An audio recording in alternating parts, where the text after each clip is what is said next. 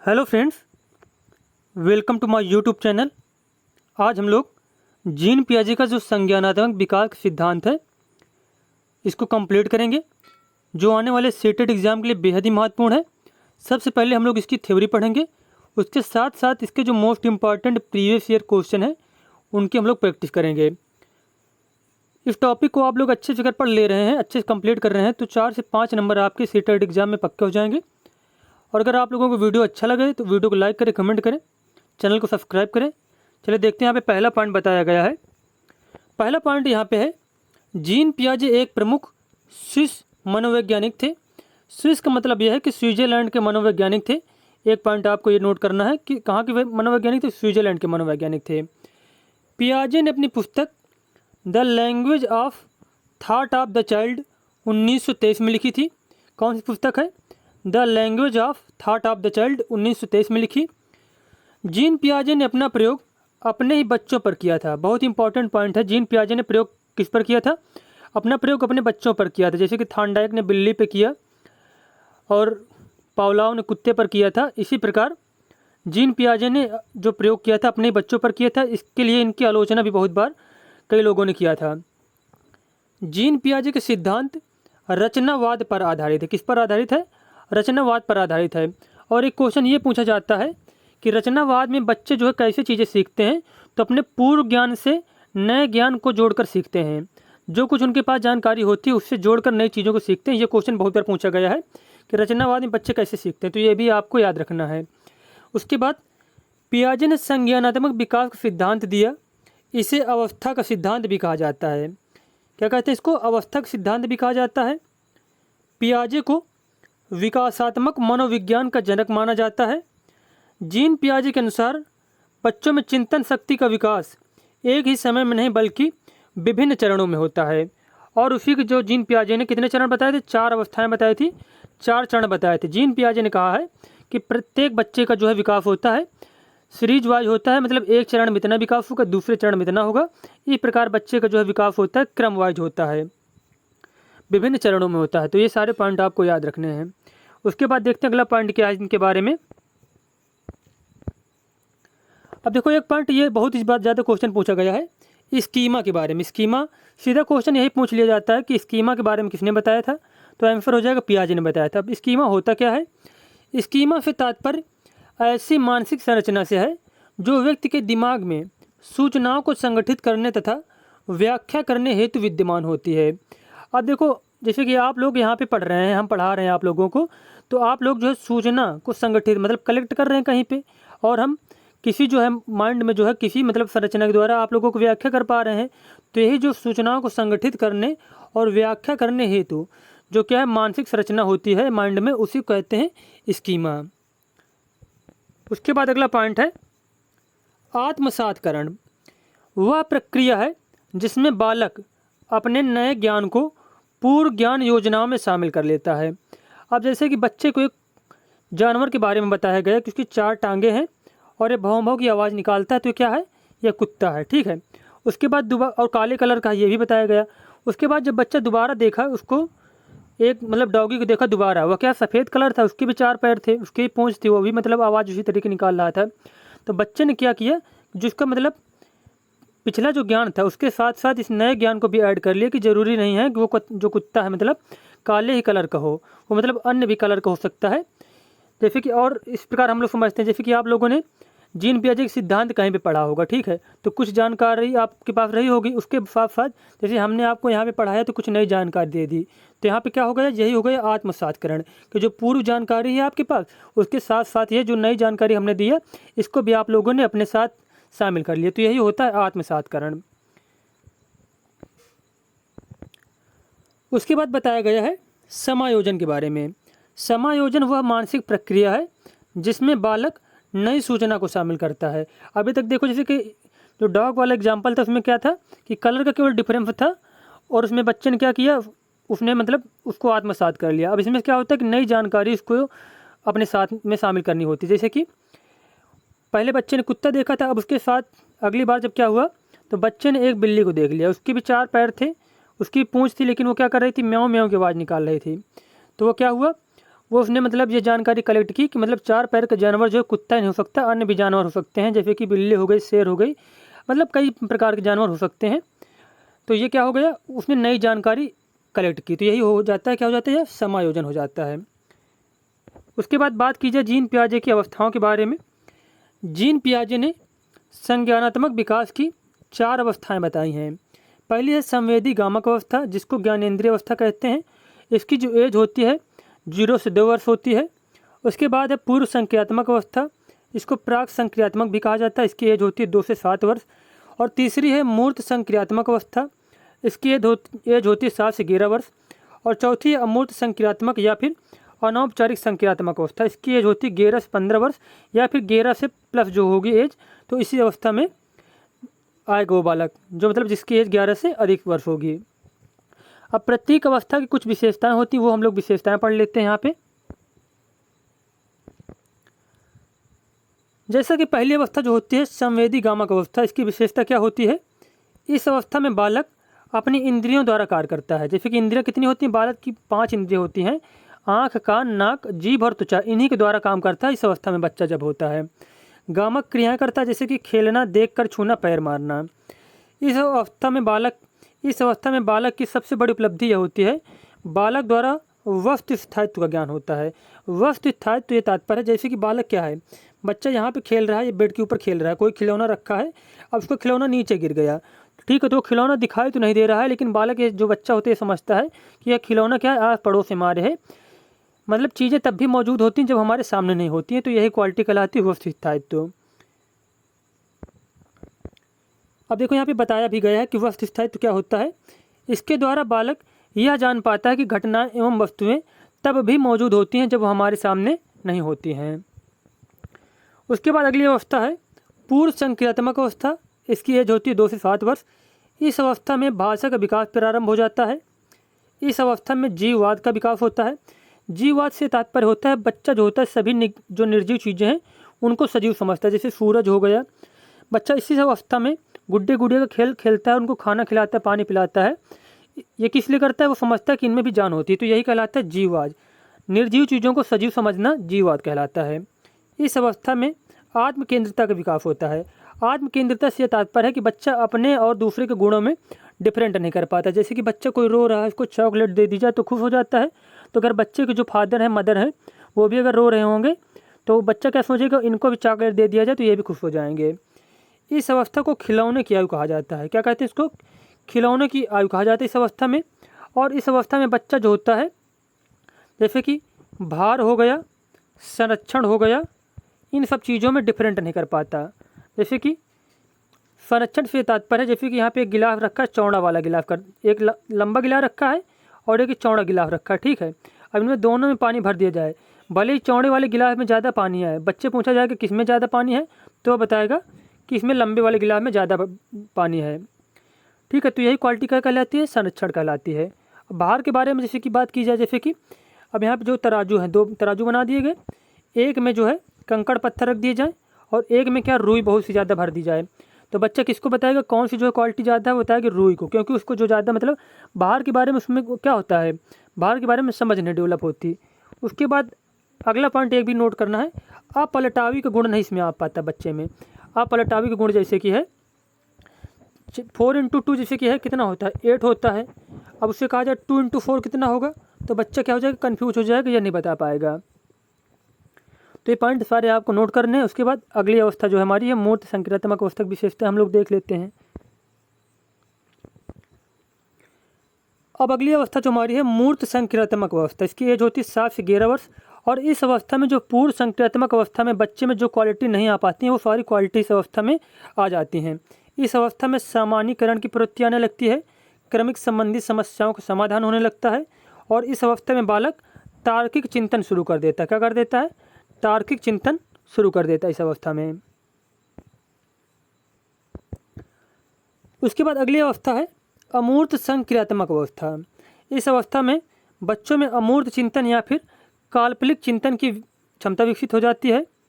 इस अवस्था में बच्चे वैज्ञानिकों की तरह सोचने लगते हैं और तार्किक चिंतन की अवस्था भी से कहा जाता है। देखो मूर्त संक्रियात्मक अवस्था में क्या होता है, उसकी चिंतन की शुरुआत होती है, तो थोड़ा बहुत चिंतन कर पाता है, लेकिन जो पूर्ण रूप से जो तार्किक चिंतन कर पाता है वह कर पाता है अमूर्त संक्रियात्मक अवस्था में। तो हमारा जो जीन पियाजे सिद्धांत था वो तो कंप्लीट हो गया। अब जीन पियाजे सिद्धांत संबंधित हम लोग मोस्ट इंपॉर्टेंट क्वेश्चन जो है कंप्लीट कर लेते हैं। पहला क्वेश्चन यहाँ पे है, पियाजे के अनुसार संज्ञानात्मक विकास की द्वितीय अवस्था है। तो पियाजे ने जो 4 अवस्थाएं बताई थी उसमें से दूसरी अवस्था कौन सी, यह क्वेश्चन पूछा गया है। तो इसका आंसर हो जाएगा पूर्व संक्रियात्मक अवस्था। दूसरी अवस्था कौन सी है, पूर्व संक्रियात्मक अवस्था। और बात की जाए पहली अवस्था की तो ज्ञानेंद्रिय या फिर इसी को संवेदीगामक अवस्था कहते हैं। दूसरी हो गई पूर्व संक्रियात्मक अवस्था, तीसरी हो गई मूर्त संक्रियात्मक, और चौथी औपचारिक संक्रियात्मक या फिर इसे ही अमूर्त संक्रियात्मक अवस्था कहा जाता है। और बेहद इंपॉर्टेंट पॉइंट एक ये है कि जो पहली अवस्था होती है संवेदीगामक, इसकी एज होती है 0 से 2 वर्ष। उसके बाद दूसरी अवस्था जो होती है पूर्व संक्रियात्मक अवस्था, इसकी एज होती है 2 से 7 वर्ष। और जो मूर्त संक्रियात्मक अवस्था, इसकी एज होती है 7 से 11 वर्ष। और जो औपचारिक संक्रियात्मक अवस्था जो चौथी अवस्था है, जिसे अमूर्त संक्रियात्मक अवस्था भी कहते हैं, इसकी एज होती है 11 से 15 वर्ष। तो ये सभी बातें बताई थी जीन पियाजे ने, जो संज्ञानात्मक विकास को सिद्धांत दिया था। और एक पॉइंट और नोट करना है, जीन पियाजे जो थे, जीन पियाजे किस देश के मनोवैज्ञानिक थे, स्विट्जरलैंड के। कहाँ के, स्विट्जरलैंड के मनोवैज्ञानिक थे। और इनकी बहुत एक फेमस पुस्तक है the language of the thought of the child, the language of thought of the child. ये पुस्तक किसके द्वारा लिखी गई है, जीन पियाजे के द्वारा। तो ये सारे पॉइंट आप लोगों को नोट करने, सारे बहुत ही इंपॉर्टेंट पॉइंट है पेपर की दृष्टि से और बहुत बार पूछे भी गए हैं। और अगला पॉइंट जो है इसमें से कि सीरीज वाइज आपको अवस्था याद रखनी है। पहली कौन सी हो गई, ये वाली संवेदीगामक, दूसरी हो गई पूर्व संक्रियात्मक, तीसरी हो गई मूर्त संक्रियात्मक, और चौथी हो गई अमूर्त संक्रियात्मक। इनका जो क्रम है ये आपको बहुत अच्छी तरीके से याद होना चाहिए, इससे बहुत ज़्यादा क्वेश्चन पेपरों में पूछे गए हैं। चलिए देखते हैं अगला प्रश्न। अगला क्वेश्चन यहाँ पे, किस अवस्था में बच्चे वस्तु स्थायित्व की समझ तो बना लेते हैं परंतु यह नहीं समझ पाते कि क्रियाएं परिवर्तनीय हैं और उनके निर्णय चीज़ों की मौजूदा दिखावट पर निर्भर करते हैं। तो यह क्वालिटी कौन सी अवस्था में पाई जाती है बच्चों में, या पूर्व संक्रियात्मक अवस्था में, पूर्व संक्रियात्मक अवस्था में।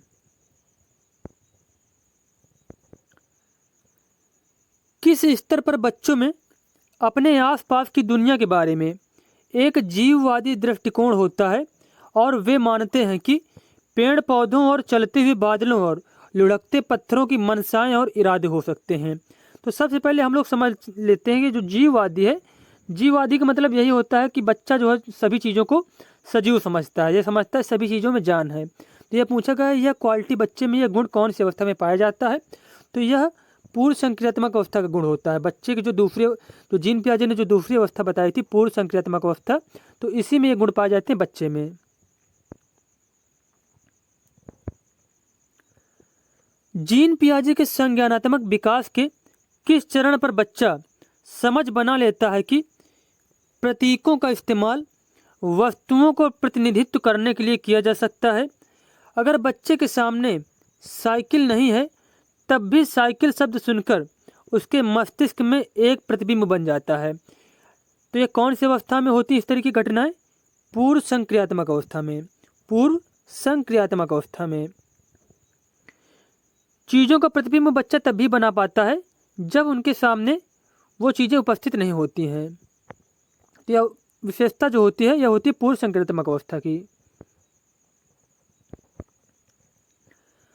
अप्सा आलू के एक चिप्स को दिखाते हुए कहती है तितली। जीन पियाजे के अनुसार इस प्रकार का प्रतीकात्मक विचार किस अवस्था की विशेषताएं हैं। तो इस प्रकार के जो प्रतीकात्मक विचार बच्चों में पाए जाते हैं ये भी पाए जाते हैं पूर्व संक्रियात्मक अवस्था में, पूर्व संक्रियात्मक अवस्था में। अगला क्वेश्चन है, किस अवस्था में बच्चे लाक्षणिक कार्य करना प्रारंभ कर देते हैं और उनमें भाषा कौशल तेजी से विकसित होता है। तो ये भी क्वालिटी बच्चों में जो पाई जाती है पूर्व संक्रियात्मक अवस्था में, पूर्व संक्रियात्मक अवस्था में।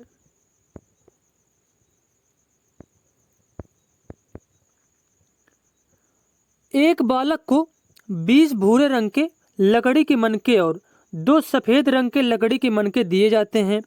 बालक से पूछा जाता है, तुम्हारे पास लकड़ी के अधिक मनके हैं या भूरे रंग के अधिक मनके हैं? बालक कहता है, भूरे रंग के मनके अधिक हैं। पियाजे के संज्ञानात्मक विकास के सिद्धांत के अनुसार बालक कौन सी अवस्था में है? देखो, 20 भूरे रंग के लकड़ी के मनके दिए गए और 2 सफ़ेद रंग के लकड़ी के मनके दिए गए। अब वो डिफरेंट नहीं कर पाता है, मतलब चीज़ों में क्या कंफ्यूज रहता है।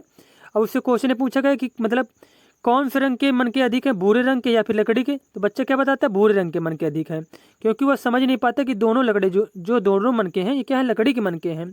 तो इस प्रकार के जो विचार क्वालिटी पाई जाती है ये भी पाई जाती है बच्चे के पूर्व संक्रियात्मक अवस्था में, पूर्व संक्रियात्मक अवस्था में। अगला क्वेश्चन है, पियाजे के अनुसार विकास के किस काल में बालक वस्तुओं के लिए प्रतीकों का इस्तेमाल करने लगते हैं और तार्किक मानसिक समझ उभरने लगती है? तो यह क्वालिटी बच्चों में पाई जाती है पूर्व संक्रियात्मक काल में, पूर्व संक्रियात्मक काल में। उसके बाद क्वेश्चन है, विपरीत करने की योग्यता पियाजे के संज्ञानात्मक विकास के आधार पर किस अवस्था का गुण नहीं है? तो विपरीत करने की योग्यता किस अवस्था का गुण नहीं है? पूर्व संक्रियात्मक अवस्था का, पूर्व संक्रियात्मक अवस्था का। विकास की पूर्व संक्रिया अवस्था निम्न में से किसने दिया था? पियाजे ने। किसने? पियाजे ने। एक छोटी बालिका प्रतीकात्मक खेल कर पाती है पर अभी दूसरे व्यक्ति का दृष्टिकोण नहीं समझ पाती और वह अपनी पकड़ से बाहर की घटनाओं की वजह से आसानी से परेशान हो जाती है। जीन पियाजे द्वारा सुझाए गए चरणों में से कौन सा चरण इस बालिका के वर्तमान स्तर को अंकित करता है? तो इसका आंसर हो जाएगा पूर्व संक्रियात्मक अवस्था। अब एग्जाम्पल देख लो, ऐसे समझते हैं कि कोई छोटा बच्चा होता है, अगर वो रो रहा है, उसको चॉकलेट दे दी गई, ठीक है, तो खुश हो जाता है और रोना बंद कर देता है। तो अगर उसके मम्मी पापा या कोई अन्य व्यक्ति रो रहा है तो वह क्या समझेगा? वह ये समझेगा कि इनको भी चॉकलेट दे दी जाएगी अगर, तो ये भी खुश हो जाएंगे। तो इस अवस्था में बच्चे क्या होते हैं, अपने विचारों दूसरे के विचारों में डिफरेंट नहीं कर पाते हैं। तो ये क्वालिटी कौन सी अवस्था में होती है? पूर्व संक्रियात्मक अवस्था में। जीन पियाजे के अनुसार विकासात्मक बदलाव की प्रक्रिया निम्न में से किन विशिष्ट संज्ञानात्मक प्रकारों द्वारा घटती है? इसका आंसर हो जाएगा समावेशन एवं समायोजन के द्वारा, समावेशन एवं समायोजन के द्वारा। जीन पियाजे के सिद्धांतों के अनुसार अनुकूलन किन 2 मूल क्रियाओं को समाहित करता है? तो अनुकूलन जो है समाहित करता है समायोजन और समावेशन को, समायोजन और समावेशन को। पियाजे के अनुसार बौद्धिक विकास दुनिया के अनुकूल के माध्यम से होता है। यह किसके माध्यम से होता है? यह होता है आत्मसातकरण और सामंजस्य, अकोमोडेशन, जिसको अनुकूलन कहते हैं, उसके माध्यम से। जीन पियाजे के अनुसार प्रारूप स्कीमा निर्माण वर्तमान योजनाओं के अनुरूप बनाने हेतु नवीन जानकारी में संशोधन और नवीन जानकारी के आधार पर पुरानी योजनाओं में संशोधन के परिणाम के रूप में घटित होता है। इन 2 प्रक्रियाओं को जाना जाता है, तो इन दोनों प्रक्रियाओं को जाना जाता है समावेशन और समायोजन के रूप में, समावेशन और समायोजन के रूप में। एक 5 साल की बच्ची को उसकी शिक्षिका ने 5 छोटे पत्थर दिए। बच्ची ने उन पत्थरों को अलग अलग प्रकार से लगाया, एक छोटी लाइन, एक बड़ी लाइन, एक वृत्त। फिर उसने उन पत्थरों को बार बार गिना। जीन पियाजे के अनुसार यह बच्ची निम्न में से किस संज्ञानात्मक स्कीमा को ग्रहण करने की कोशिश कर रही है? तो बच्ची वो क्या कर रही है? वह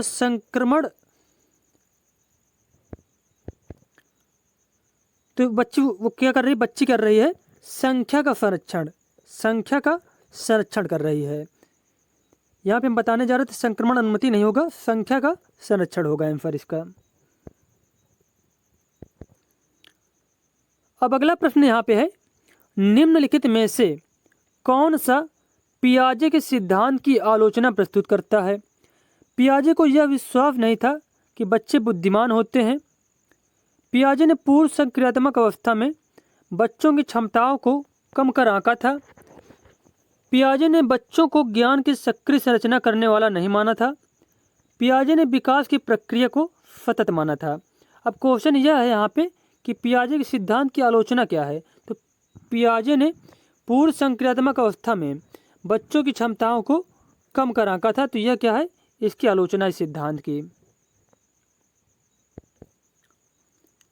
अगला प्रश्न यहाँ पे है, जीन पियाजे ने विकासात्मक अवस्थाओं को किस क्रम में प्रतिपादित किया? तो सबसे पहले बताई थी संवेदी गामक अवस्था, फिर उसके बाद पूर्व संक्रियात्मक, फिर उसके बाद मूर्त संक्रियात्मक, फिर उसके बाद औपचारिक संक्रियात्मक। तो यहाँ पे बी वाला ऑप्शन बिल्कुल सही हो जाएगा।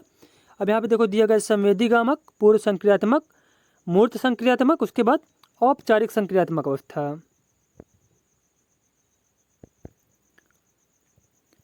संज्ञानात्मक विकास के सिद्धांत के अनुसार मूर्त संक्रियात्मक अवस्था उम्र शुरू होती है, जो मूर्त संक्रियात्मक अवस्था की उम्र शुरू होती है 7 वर्ष से स्टार्ट होती है और 11 वर्ष तक चलती है, 7 से 11 वर्ष।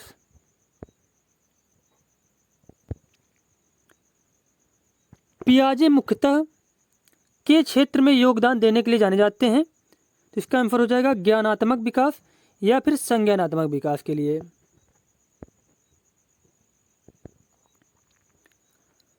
जन्म से किशोरावस्था तक बच्चों में विकास किस क्रम में होता है? तो इसका आंसर हो जाएगा सांवेदिक मूर्त अमूर्त के रूप में।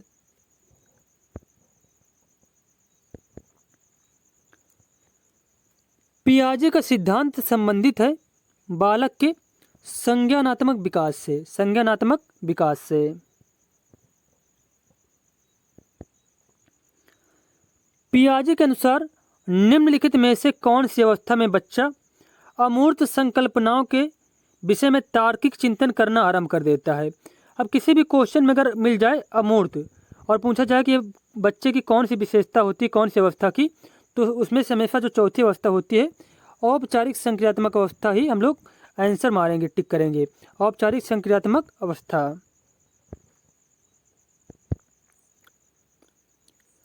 राधा ने अपने छात्रों से उनके लिए एक अध्याय से प्रश्न बनाने और उससे संबंधित उत्तर लिखने के लिए कहा।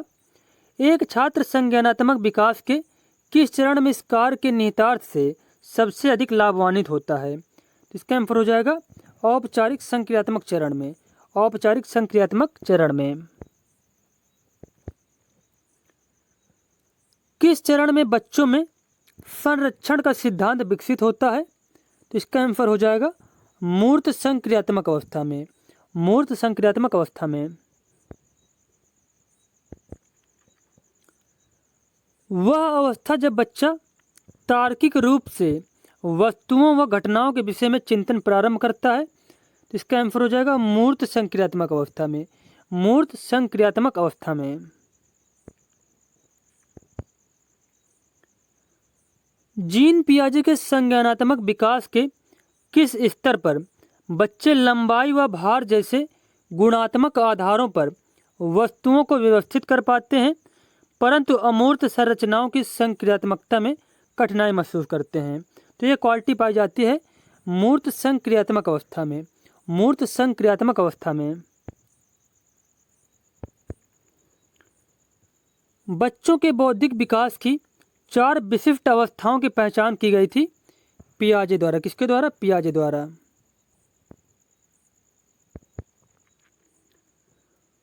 उत्तर बाल्यावस्था में बालक भौतिक वस्तुओं के किस आवश्यक तत्व में परिवर्तन समझने लगते हैं? द्रव्यमान संख्या और क्षेत्र में। द्रव्यमान संख्या और क्षेत्र में। अब यहाँ पे 30 नंबर और लास्ट क्वेश्चन दिया गया है, बालकों की सोच अमूर्तता की अपेक्षा मूर्त अनुभवों एवं प्रत्ययों से होती है। यह अवस्था है, यह अवस्था अमूर्तता की बात की जा रही है तो अमूर्त संक्रियात्मक अवस्था या फिर अनौपचारिक संक्रियात्मक अवस्था होगी। इसकी एज होती है 7 से 11 वर्ष या फिर उससे अधिक। तो यहाँ पे ए वाला ऑप्शन सही हो जाएगा, 7 से 12 वर्ष तक, 7 से 12 वर्ष तक।